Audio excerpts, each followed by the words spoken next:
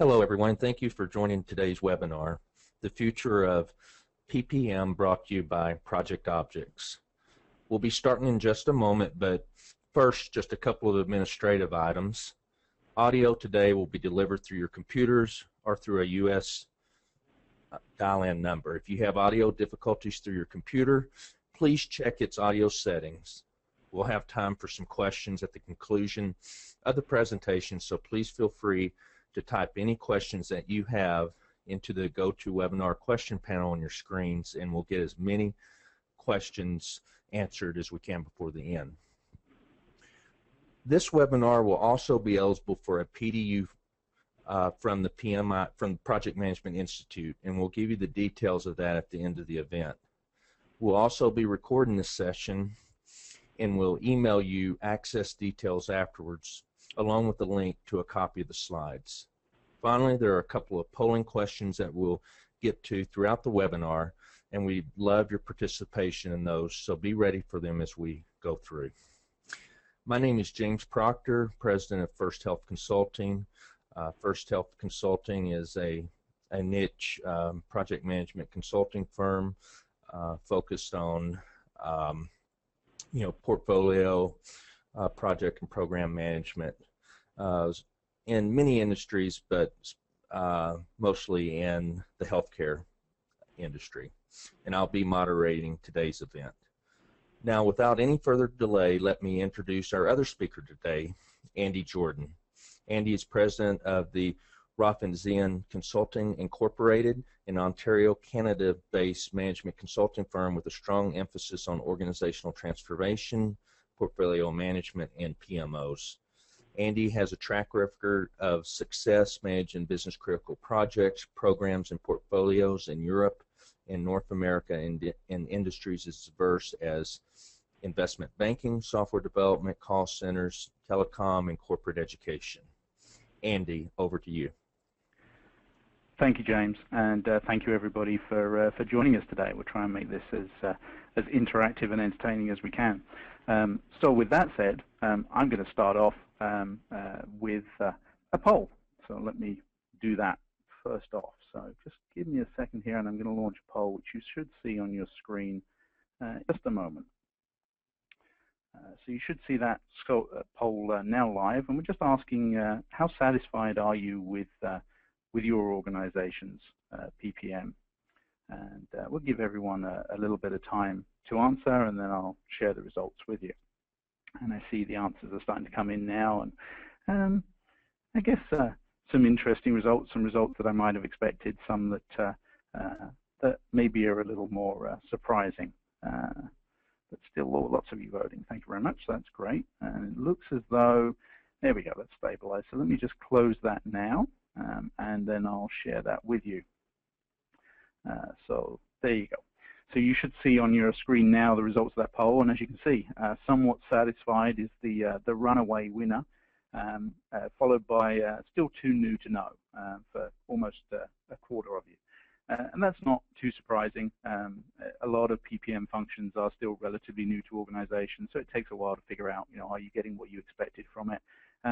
The good news for me, only 9% of you said that you don't have any structured PPM at this point, so clearly the message of portfolio management is getting through, so I see that as a very positive, but perhaps not quite so positive. Only 6% of you are actually very satisfied with what you're delivering.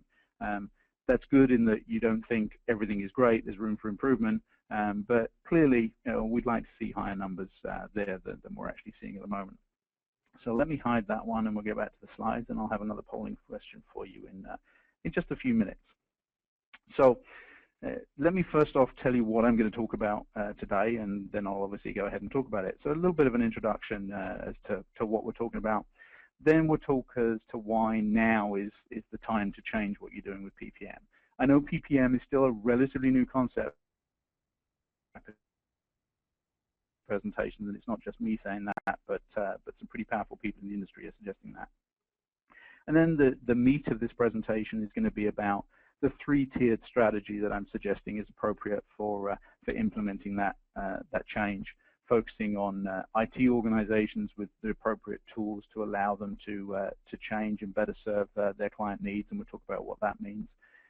we want to talk about involving project portfolio management in investment decisions, in the organization's commitments to projects and decisions to approve one project over another.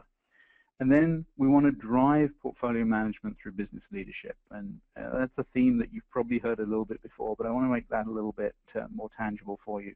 And then before we wrap up and head over to questions, I want to give you a couple of pointers as to how I think you can actually try to make that happen within your organization.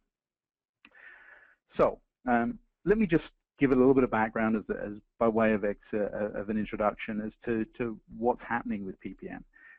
Even a couple of years ago, project portfolio management was still a little bit of a niche player, or it wasn't really understood, or it was one of those terms that meant different things in different organizations. But now project portfolio management is becoming much more widely accepted by organizations, and however they might define it, we see it as meaning a strategic approach to project execution, more of a business-driven or a top-level approach to driving projects. The PMI, I think, has gone a long way to turning PPM into more than just a piece of software and actually accepted business processes.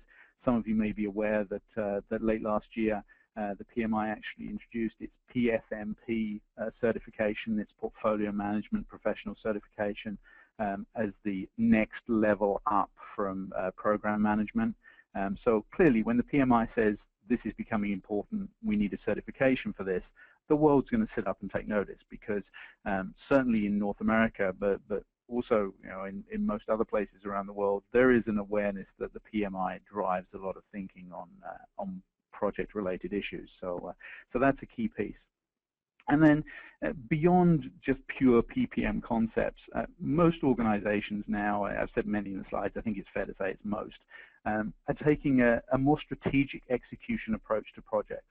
What do I mean by that? Well, they're now driving project-level decision-making based on organizational goals. And that means it's no longer enough to deliver on time, on scope, on budget, on quality. You have to deliver the business benefits. There's no point in the world in coming up with a perfect set of deliverables from the requirements document if those deliverables can't actually achieve the business goals. And there's a lot more recognition of that now and a lot more decision-making aimed at that. It's okay to compromise deliverables. It's not okay to compromise the business objectives of those deliverables. And that means that we're creating that direct alignment between the projects and the objectives. We understand that by undertaking project A, we are contributing to objectives 1, 2, and 3 of the organization. It's not an indirect connection anymore. So that's a little bit of background as to where we're at right now. And that sounds remarkably positive, but now I'm going to tell you it's time to change. So those organizations that were at the forefront of project portfolio management a few years ago, they're now getting mature. Those of you that are very satisfied, you're probably in this category, or you got really lucky with what you put in place and got to a level of satisfaction very quickly. But you've probably been doing PPM for a little bit longer. You've evolved to the point where you're pretty satisfied with what you've got. Well, now's not the time to stop. Now you have to continue that evolution. Those organizations, those of you that are attending that said you're only somewhat satisfied with what you've achieved, and that's almost half of you that are attending this session. Well, clearly, you need to keep pushing forward. You can do more. You recognize you can do more. You're only somewhat satisfied. Those of you that aren't very satisfied at all, well, clearly, your need for evolution is maybe a little bit more urgent, a little bit more critical.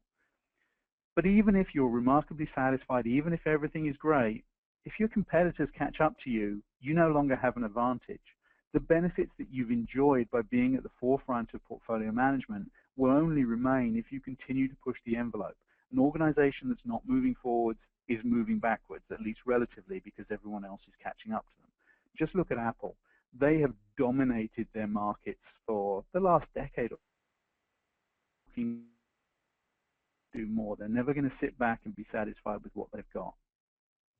And obviously, from a return on investment standpoint, if you don't keep trying to improve even further, then you start to erode your advantage. Your competitors force you to cut revenue margins. You get a little bit lazy, a little bit complacent, and your effectiveness and efficiency drops, and your costs go up. So there's a need to keep pushing. There's a need to recognize that no matter how good you are, there can be better. It can be better than it is today. But it's not just me saying this, and it's not me saying this, or other people aren't saying it quite as subtly as I'm saying it. So PPM leaders must prepare for extreme transformation or prepare new resumes. Now, that's a nice thing for me to say at the start of a webinar to try and grab your attention, and I put it there in big red text. But it's not me saying this. This is the title of a Gartner Predicts 2014 document that they issued last December. Gartner are saying this. This is not just a quote from their paper. This is the title of it. Gartner say PPM leaders must prepare for extreme transformation, or they must be prepared to prepare new resumes. And the argument, the logic behind this from Gartner is that as the economy recovers globally and as technology enables more rapid change, the concept of business transformation, significant change, is becoming more and more prevalent. Organizations are going to have to move more dramatically, more quickly to stay ahead of the curve when it comes to technology, to stay ahead of the curve when it comes to competition, and in order to be competitive in their industry.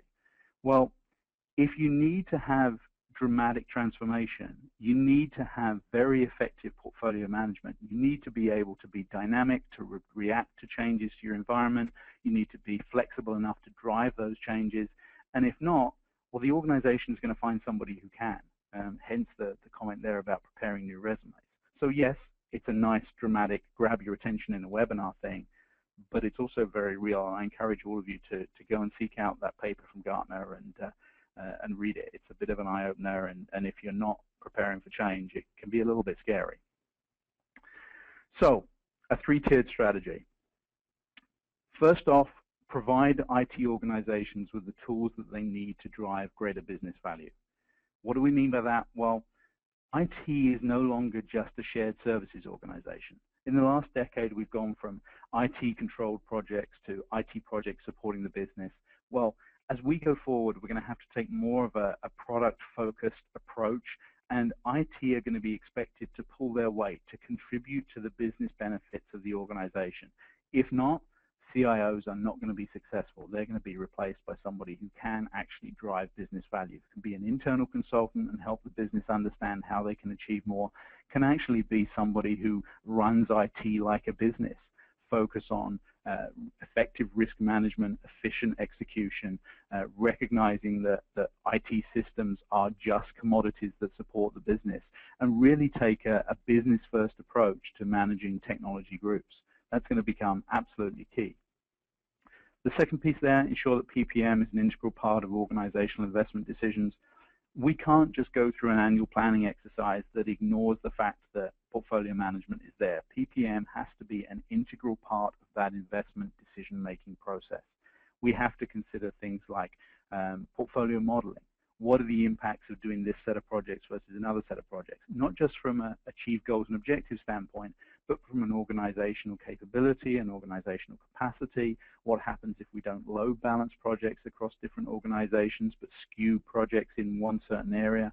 And remember, if we're talking about transformation, there's going to be a lot of projects that touch on a lot of different areas. These are going to be multi-year programs that spawn individual projects. This is going to be very wide-reaching, and if portfolio management isn't core to that decision-making process, we try and overlay it on top, and we can never get anywhere. We're not going to be able to figure out after the fact how best to support those initiatives with PPM. We need to be integrated from the start. And then finally, driving portfolio management to become a business function, not a project function. And this aligns very closely with the concept of business-driven PMOs rather than project-driven PMOs. Portfolio management is a logical fit with a strategic or an enterprise-level PMO, but we have to recognize that it is not there to engage in effective project execution practices. There may be a role for that somewhere in the organization. You may even put it in an organization that you call a PMO. But the real alignment here for portfolio execution is to bring business-focused decision-making and business-focused thinking to the concept of project execution. And we'll talk a little bit about that as we get into the details of those strategies a bit more. But before I go any further, let me throw up another poll for you. So give me just a second here. And this time I'm going to asked you about your organization's willingness to change. So you should see that now coming up on your screens, and please let us know what you think. Interested to hear on that. Yep, here come some of the results. And you can see that there's a little bit of a scale there as to whether or not we think we need to change, or whether or not there's a need still to convince people. And I see a very strong indication that that one particular answer is going to dominate. So I see some of you still voting, so I'll give you a little bit longer to vote on this. I think I know which one's going to win, if you like, but there we go. It's starting to stabilize now, so just give you a few more seconds. I think there's a couple of people still voting. There we go. So let's just close that now, and I'll share the results with you. And as you can see, 3 out of 5 of you, 59%, you're willing to change, your organizations are willing to change, but they need to be convinced that it's the right thing to do.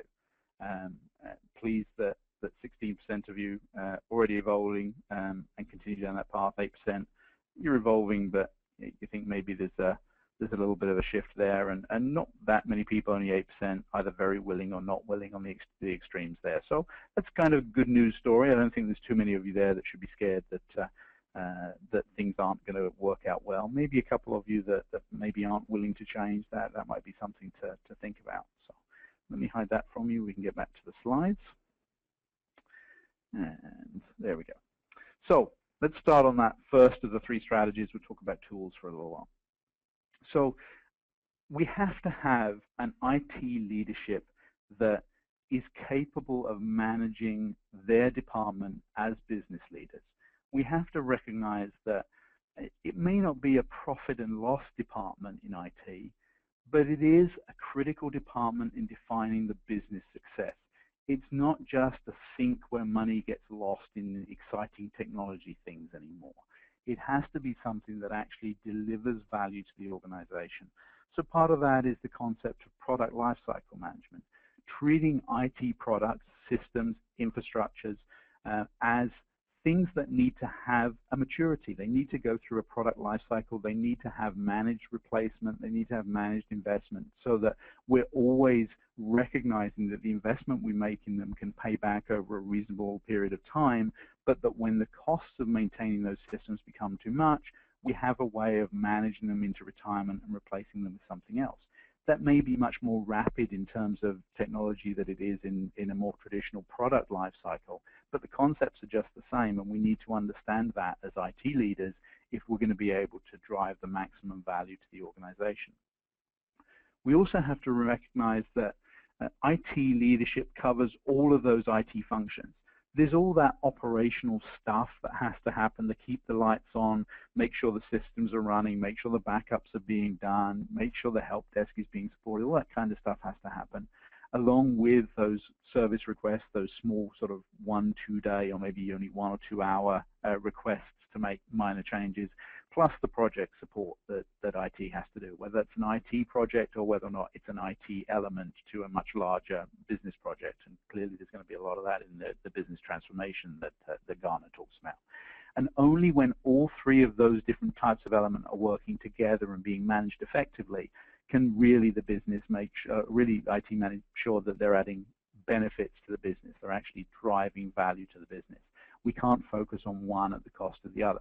There's no point in putting the best people we've got on our projects and then having no one to support service requests and having people who can't do their job on a daily basis, or have operations that fail and systems aren't meeting SLA. It's got to be a balance, and that requires appropriate use of resources. It requires appropriate skilling of those resources, planning ahead to make sure we've got the right people when we need them. And remember, when business transformation is happening, the business demands are going to be very fluid. They're going to be evolving fairly rapidly, and that's going to drive changes into the kind of support infrastructure that those individuals need. Different ways of working, different skill sets, different technology requirements, all of that needs to be supported. Just think back over the last few years, the amount of changes that have happened in terms of data centers and networking. You know, nothing more than that. Forget the software piece of it. It's dramatic change, and there's no reason to think that that's going to get any slower. In fact, it's likely to speed up. Business leaders also have to, IT leaders also have to recognize that they have to be able to identify the benefits they're driving to the business. How are they making the business better? How can the business be more productive because of the actions that IT are taking? And if the answer is we're not making it better, that's a problem.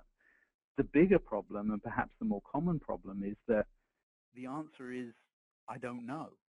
CIOs don't necessarily know if they are driving benefits into the business, and if so, how and why. And if they don't know that, then that's a bit scary because they can't support a business that they don't understand. So they need to understand the business impact of their assets. How are they making benefit, or how are they driving benefits? How are they detracting from those benefits? What are the costs? Are those costs minimal for the accepted level of risk that the organization is looking to take, or can we drive costs lower? Are we maximizing the benefits that we're allowing the business to achieve, or are there IT restrictions? Are there limits that are restricting the business from achieving what it could otherwise achieve? And they have to look for improvements, not just in IT performance, but in business performance. We know that IT organizations are always looking to get leaner and meaner, but that can't be based solely on IT metrics. It has to be based on business metrics. Where can you divert your time and your effort and your money to make bigger benefits for the business, not just bigger benefits for IT? It's no point driving for 99.5% uptime instead of 99% uptime if that doesn't drive business benefits. Put your efforts elsewhere to where the business will actually care. Here's another quote. This is actually from CEO and Senior Executive Survey last year, and this is another Gartner funded initiative. So clearly, this is CEOs, this is Senior Executives, and they're saying CIOs will be expected to deliver tangible business value and more through IT, or they will be replaced. Business leaders, CIOs' bosses, are saying if CIOs can't deliver tangible business value at the very minimum, then they will fail, they won't succeed, and they will be replaced. So, not trying to scare anyone, but you might want to show that to your CIO afterwards, and just check with them that they do understand how IT is driving benefits into the organization. Because if they can't answer the question, they may have some difficult questions ahead of them to answer themselves. All right, let's move on to the second theme, PPM being integral to investment decisions. What do we mean? Well, what we really mean here is that PPM has to be effective management right from the start of the initiative. And that's not from the point in time where the executive team has approved the annual plan for the next 12 months. That is right from the start. So portfolios do not mirror project life cycles. Portfolios start with idea generation and development and go all the way through into benefits realization. So when we talk about portfolio selection and investment planning, going into that annual planning cycle that all organizations have, PPM needs to be able to identify where ideas are coming from in the organization and help direct those ideas to areas of focus for the organization. What are the goals and objectives for the next period, and how can we get ideas that help support those? They then need to be able to work with all of those different areas within the business to develop business cases that will allow for comparison, even something as simple as using the same template, using the same cost of capital or return on investment calculations, making sure that each business case that is presented can be compared, an apples to apples comparison, so that we can make smart investment decisions. We shouldn't be making decisions based solely on numbers in a business case, but it has to be a key part of it, and we have to be able to compare one project with the next. And portfolio management can play a vital role in that. There needs to be portfolio modeling and capability analysis. There needs to be an understanding of what is the best compromise between achieving our goals and objectives, minimizing our risks to an acceptable level, and maintaining the capability of the organization. If there is a set of projects that will allow us to achieve every single goal and objective that has been set comfortably, but only for an excessive level of risk, and only if we get significant training of our resources and an increase in staff in a number of different departments, well, maybe that's not the right portfolio mix. Maybe a more conservative mix that may be a little bit harder to achieve the goals and objectives, but is less risky to the organization and is more able to be executed with current skill levels, current staffing levels. that may be more appropriate. It depends on the life cycle of the organization. It depends on the risk tolerance of the organization. There's a lot of different variables, but we have to be able to make that decision intelligently rather than just by chance. And that's where portfolio management comes into the equation.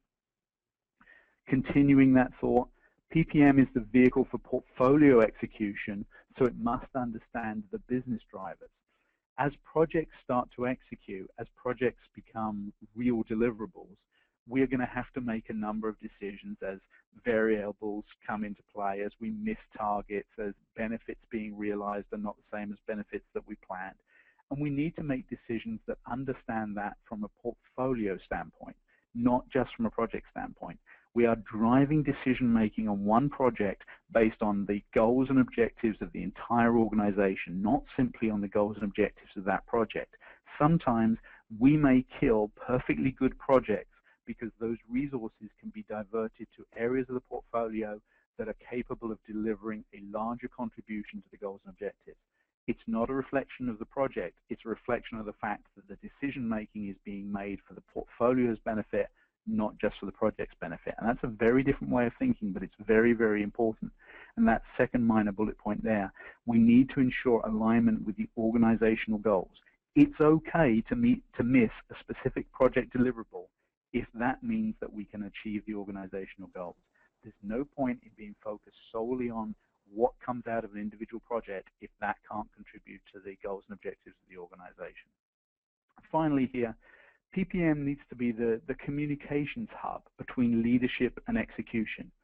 The PPM office, or the PMO office with responsibility for PPM, is the voice of the projects and the voice of the executive. It's bringing the two together. It's helping there be an understanding of everything that's going on so that we can have a complete picture of what's expected to happen and what's actually happening, so that we can at any point in time see what the likelihood is of achieving our goals and objectives, and if need be, executives can make changes to the portfolio mix in order to maximize the chances of success, whether those changing needs have come from inside the organization because we're not achieving the benefits that we thought, or whether or not those changes are being driven from outside the organization. Our competitors have launched a product that we weren't expecting that is threatening our market share, something like that. Another quote here, and this is from that same Gartner survey that I referenced earlier. By 2016, a lack of investment in PPM advanced practices and capabilities will constrain 45% of organizations from achieving major business transformation. So 9 out of 20, almost half of organizations are going to be constrained in what they can deliver solely because of PPM. The failure to have investment in advanced PPM practices is going to be a drag on the organizational capability. Is that going to come true? You don't know. I don't know. But Gartner doesn't exactly have a track record of getting things wrong. It's clearly the most respected of these agencies for a reason. And if they're saying this, then at the very least, organizations need to sit up and take notice. The third function that we talked about, business, not project, for PPM. PPM ultimately is accountable for delivering the business success. We started to talk about this in the previous slide. It's not about the scope or the set of requirements for an individual project. It's about how those requirements delivered help the business to achieve its goals. So that means that we need decision-making based on business management skills. There's no point in having a project manager at the helm of PPM or PMO if they don't understand the business well enough to make smart decisions to maximize the return for the business. If we have to compromise or sacrifice projects, we have to be willing to do that. That's a business decision. It's very difficult to ask a project-based leader to kill one of their projects, but it's exactly what we need to do sometimes, and we need to have a business understanding of why that has to happen. We also have to recognize that PPM is an ongoing corporate function. It's driven by business planning. It's not about project execution. You shouldn't have a PPM charter or a PPM project plan. Your PPM function should be part of an annual business plan, just like sales or marketing or IT or any other operational department. It's not something that goes away. It's not something temporary. It's got nothing to do with projects other than it controls the execution of projects to deliver business benefits. But it has to be viewed as a business function driving project activity, not as a project consolidation function reporting information to the business. It has to be business driven. It has to be business first. And another quote there, organizations that approach project and program management as a skill that talented managers can learn and therefore invest in growing program managers from multiple areas of their business will have the highest success rate with their transformation programs. And this is Gartner again. And what this is really saying, and if you read the report, it goes into this in a little bit more detail, quite a lot more detail. It's saying that we can teach people project skills. We can't teach people so easily to understand the business. There's going to be an expectation that even in IT-specific projects, people will have a better understanding of the business at a project execution level, and they'll need support from business PPM people. If that doesn't happen, then, bluntly put, project people will lose roles in organizations. People who are focused solely on project execution and don't have business skills will find themselves out of work because there will be a changing need. Project managers will be expected to understand business functions, and if the PMO or the PPM function cannot move to a business-driven approach, then the executives will simply replace them with people who can. And that's not an idle threat. That's something that we already see happening. Project managers are already being expected to do a lot more than simply manage projects against deliverables. They're expected to make smart decisions for the projects, to make recommendations to stakeholders and sponsors that align with those business goals. That's a trend we're already seeing. That shouldn't come as news to anybody. And that's going to continue. And if you're not a business-focused PM, you're going to have problems in the future. All right, so I spend a lot of time scaring you. Now let's try and talk about how we can make this happen. How you can go back to your desk today and actually start driving real change into the organization. First step, we have to recognize that there is a need to evolve. And based on your answers to the polling questions, most of you have this.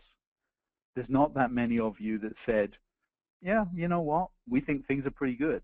There's not very many of you that said, yeah, our organization is not going to change. So it sounds like the foundation is there. May not yet be the focus to understand exactly what has to happen, but you're kind of getting it. The second thing is you have to commit to business-driven IT management. CIOs have to be seen by organizations as real business leaders. And in most organizations, if you ask the CEO, he or she probably does already regard the CIO as a business leader. Not all CIOs are embracing that themselves. Not all CIOs necessarily have the capability to do that. The CIO who is more CTO, Chief Technology Officer, is a thing of the past. There may still be a need for a CTO, but it's not the CIO function. It's not the business-focused function. So we may need both of those, but CIOs have to be business leaders in reality, not just in name. And then we have to look at managing IT as a full product suite. And yes, have some P&L accountability in the business. Why not? We have to make organizational commitments to constant improvement. And we have to be prepared to implement cultural change.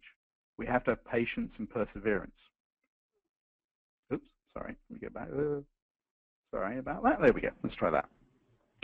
So what do we mean by that? Well, we have to be prepared as an organization to recognize that things are never good enough. Things can always get better. Things should always get better. And that means in some cases a real need for cultural change. Real patience, real perseverance with that. It's not going to happen overnight. It's going to take a while to be implemented. But we have to be prepared to do it. Next part of making it happen, we have to engage PPM functions as an integral part, in fact, the core, the hub of investment planning. PPM has to be right at the core of what is happening in the organization. As organizations go through their annual planning exercises, we have to get PPM involved right from the start, from an idea generation, from a benefits realization, and everything in between. We have to develop PPM leadership based on business needs, because it is easier to teach PM skills than business acumen. And we have to make sure we've got a support infrastructure that supports these business concepts. We need processes and methodologies. We also need tools that are flexible enough to grow with capability and demand. So I've been talking for too long. Your time to have some questions for me.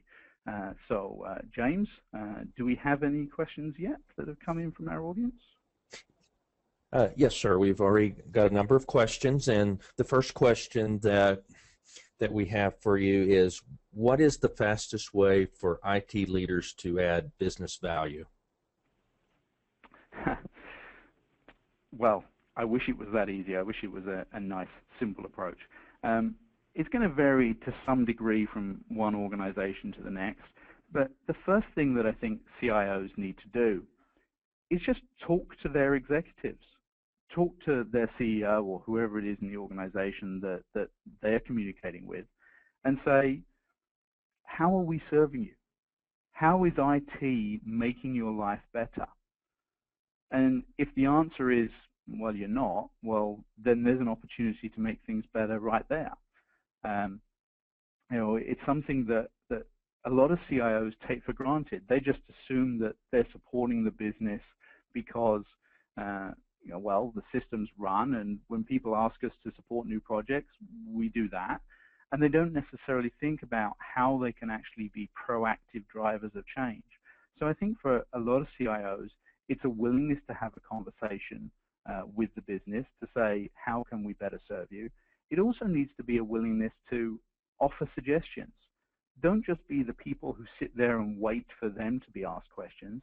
Go and say, I don't know if you're aware, but there is this new tool, there is this new process, there is this new way of thinking about technology. I think it's worth exploring, and here's how I think it can help you run a better business, be more profitable, be leaner, be more efficient. We shouldn't be waiting for a CEO to be talking to one of his colleagues on the golf course and find out what another organization is doing, and then have them come to us and say, hey, I hear this thing about cloud computing. Should we be doing something with that? And I don't care whether it's cloud computing or what it is, but there must be ways for the CIOs to drive those changes into organizations. So a long answer, but really just focus on being able to drive business value, focus on understanding what your business executive wants from you and deliver it. If you can do that, then, well, you're going pretty well down that path. Yeah, thank you very much. And I think the next question is really a good subway into kind of the next level of detail with this. It's the question is, do you need to improve all of the organization's processes before you implement the tools? I think that tools sometimes get a bad rap.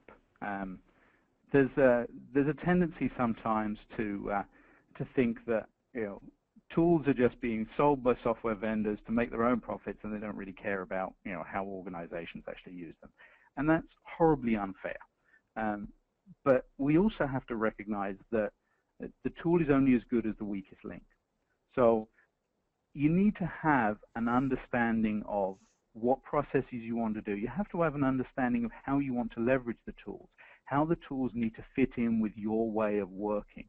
If you don't have that, then you can never get the most out of the tool, and you end up spending a lot of money on something that you don't fully appreciate or fully understand how to benefit from.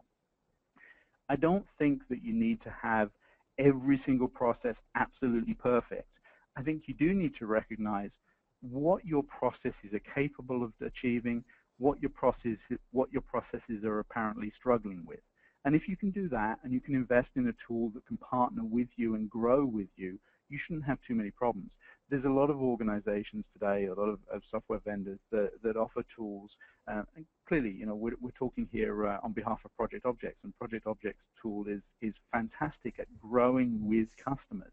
It allows people to implement tools early enough to get some early wins, to get the benefits from that, but then it can grow with them as they mature, as their processes get better, and it can be a partnership between the people, the processes, and the tools to actually deliver the benefit.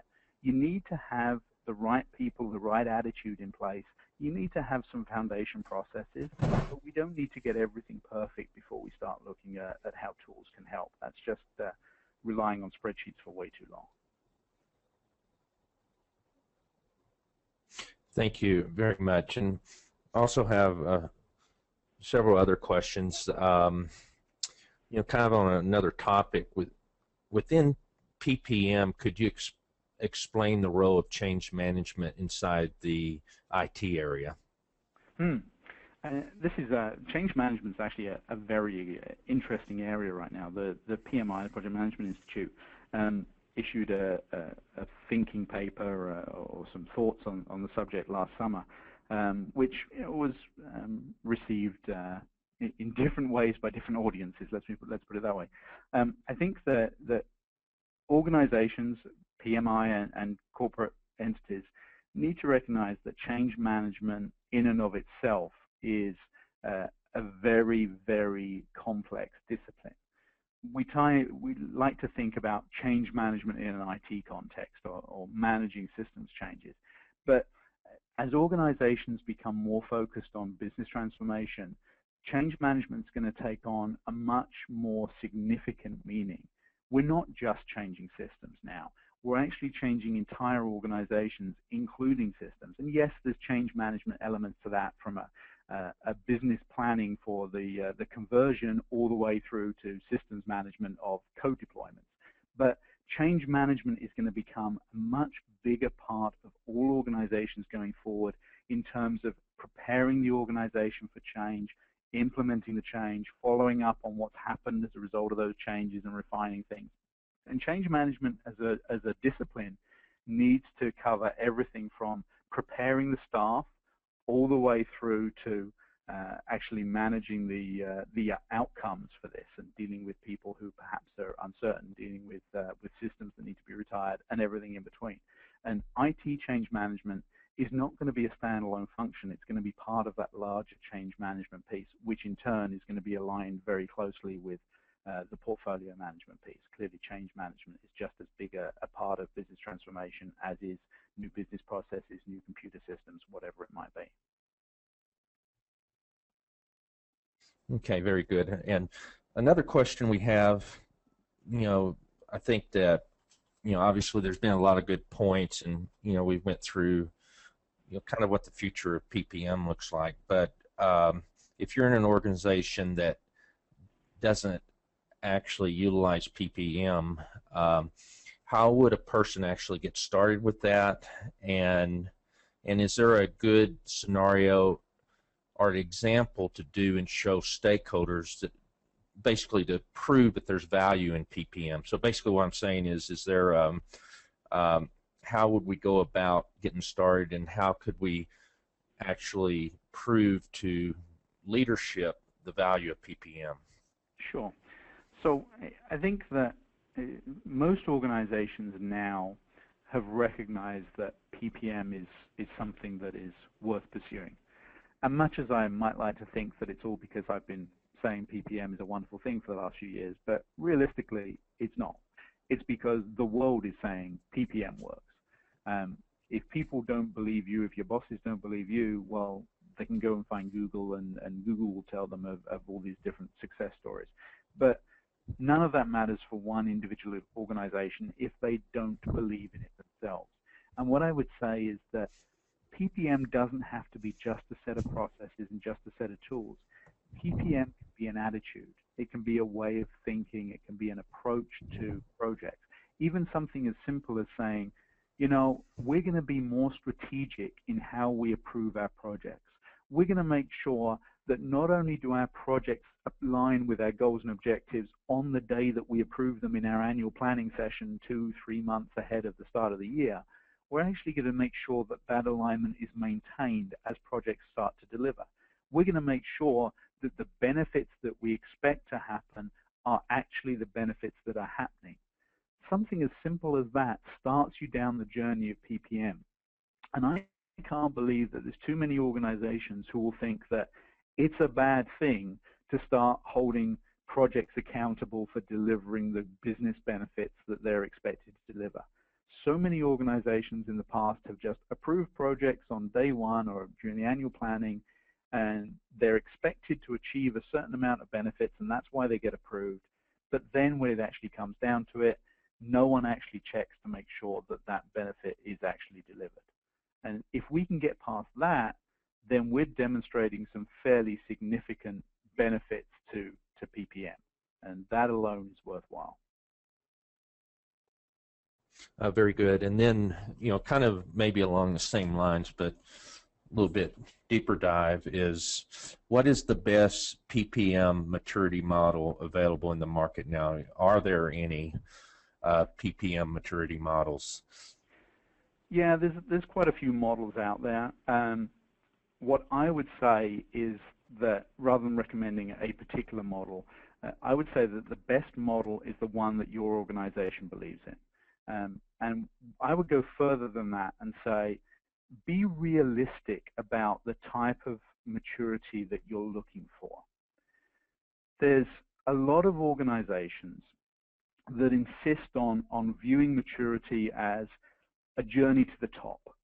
We have to get to CMM level 5. We have to get to Six Sigma, black belt, whatever it might be. It's not necessarily about going as far as you can. And there's a lot of studies, and it goes way beyond the scope of this presentation. There's a lot of studies that suggest that once you reach a certain level of maturity with PPM and PMOs, that you get to the law of diminishing returns. Yes, you get better, but you don't necessarily get better to the extent that justifies the additional investment.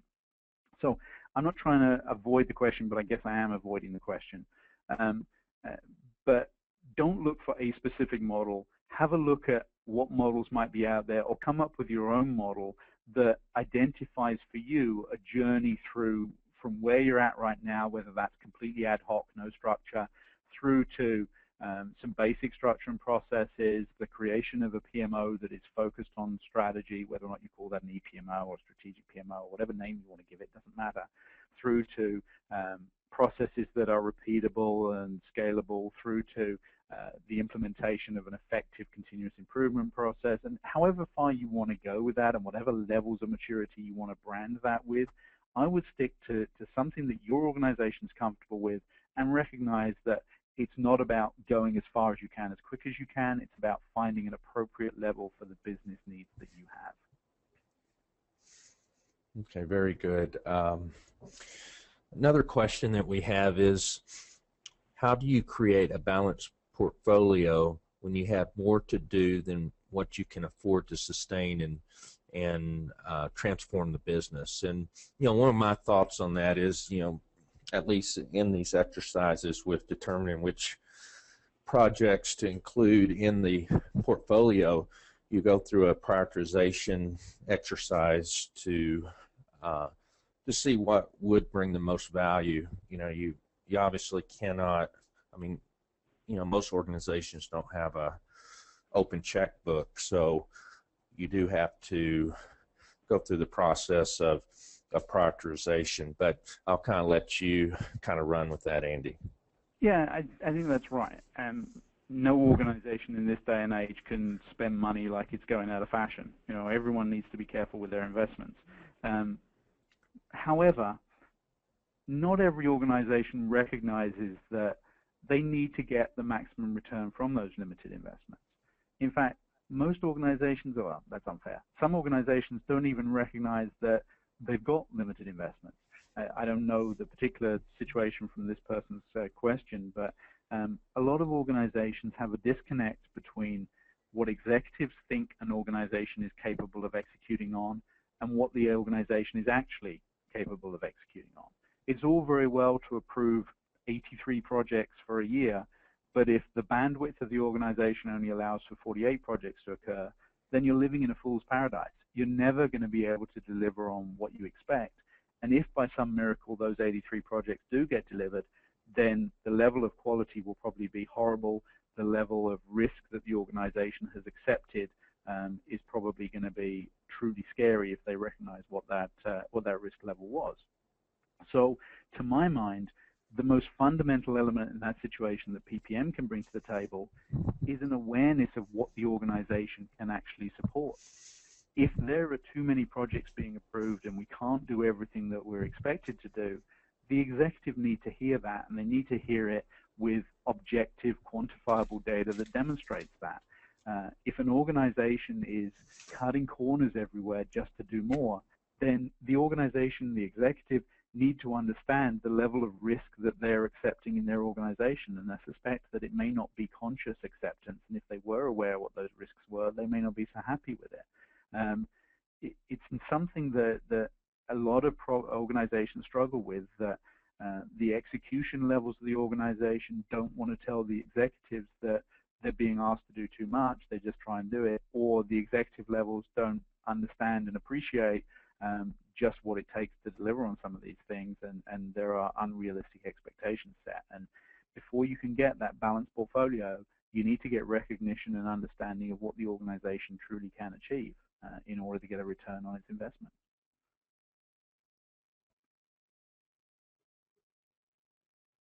Yeah, I definitely agree on that. And then as far as another question that we have is it a requirement that you have a certain software tool that allows you to manage with objectivity the portfolio?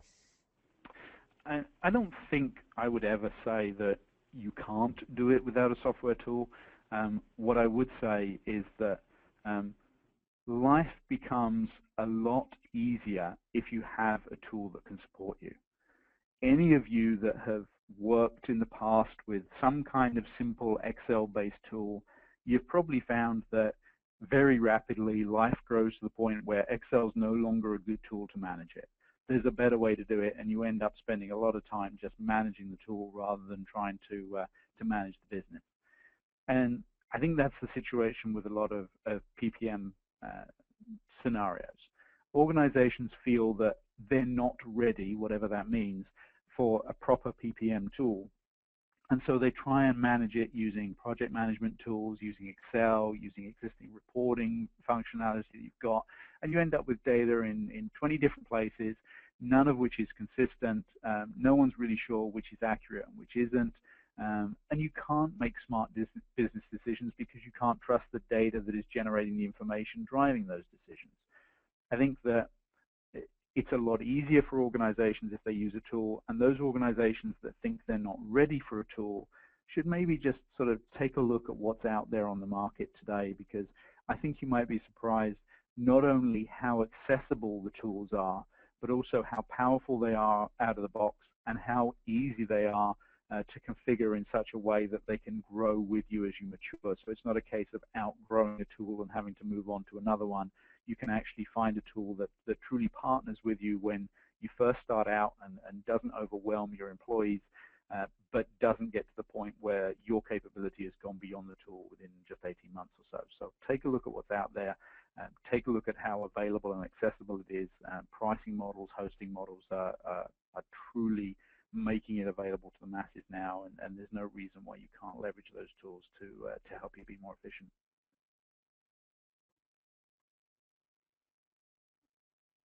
Just as a time check, thank you very much, Andy. Just as a time check, we have a little less than 5 minutes. Would you like to answer one more question? Yeah, let's try and get one more question in if we can, and then I know you've got to give people a little bit of a PDU update before Yes. they go, but I'll try and get one more in if I can. Okay, very good. The last one is, what is the profile of an ideal PPM leader? I like that. So I think that you need somebody who is first and foremost a business person. That doesn't mean they can't also be a project person. I come from a project background. I spent 20-odd years managing projects, programs, portfolios, PMOs. But I hope that I am a business person first.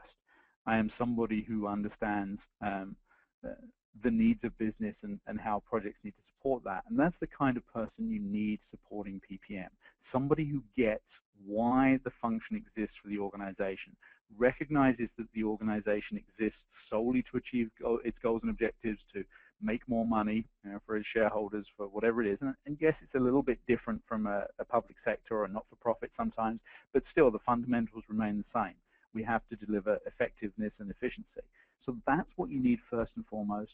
Ideally, you want somebody who has credibility with the project execution arms as well, somebody who has been in the trenches, but that's not necessarily mandatory. You need somebody who can be objective across the entire organization, somebody who's not got an IT bias, whether that's pro or con, somebody who doesn't have a sales bias versus a marketing bias, or whatever it might be, because all of those projects need to come together in order to execute effectively. If you've got a leader who's also got a little bit of a background in change management, that's certainly going to help, because they're going to understand how the different elements of initiatives need to come together to drive business transformation. That's going to become critically important. And finally, you need somebody who has credibility with the organization. You need somebody who the executive team can look at as a credible business leader, potentially even as we go forward in a chief project officer role, in a C-level capacity, but also somebody who's got credibility within different departments and divisions, and has credibility with project execution functions, with program managers, with project managers, even with project teams, because they need to have faith and belief in the PPM function that is driving their activities. And that's a lot to ask for. It's not something that's going to be particularly easy to find all the time, but to my mind, it's much better to find the right person than to find someone quick. Yeah, thank you very much, Andy. And that's about all the time that we have, but I did promise all of you some information on the professional development units. This webinar is eligible for a Category C PDU from PMI, and you can claim it through the Project Management Institute's website by selecting Category C and then following the instructions. Thank you, everyone, for joining us for today's webinar. We look forward to seeing you at another webinar very soon. Bye, everyone. Have a great day. Thanks, everyone. Bye now.